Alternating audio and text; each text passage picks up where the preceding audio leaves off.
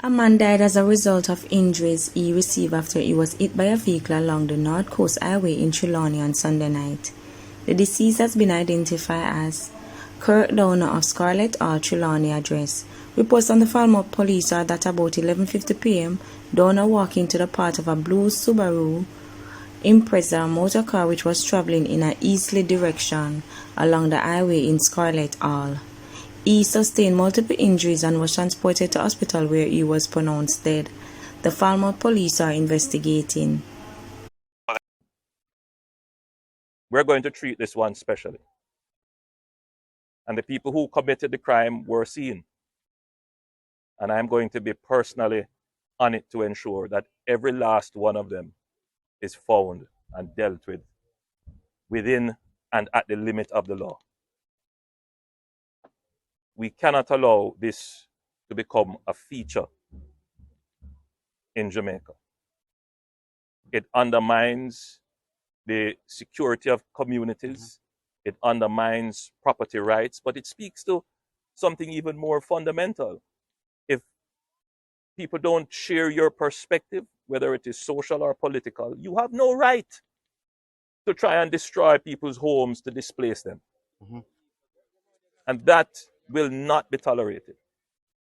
No crime will be tolerated. We, as the government, have tried to strike the right balance between preserving the rights of citizens, advancing human rights of the country, protecting the victims, while at the same time treating with the criminals. We have been trying to increase penalties for crimes as a matter of deterrence. We have introduced new legislation, including the anti-gang legislation, and we have been using the anti-gang legislation quite effectively. There are a number of gangs operating in this community and in Portmore in general. And we are very concerned that these gangs are becoming entrenched and are growing, and that they may be well connected.